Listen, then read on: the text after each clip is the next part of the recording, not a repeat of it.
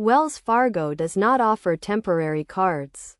So if a card is lost or damaged, a replacement must be ordered and waited for, which typically takes 5 to 7 business days.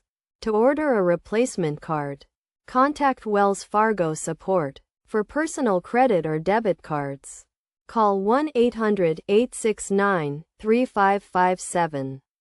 And for business credit or debit cards, call 1-800-225-5935.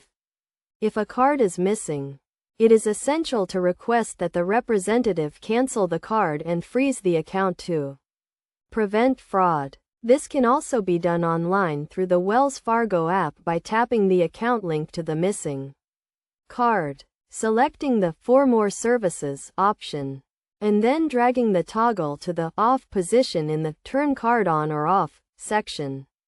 By doing so, the account will be frozen, helping to avoid potential fraudulent activity.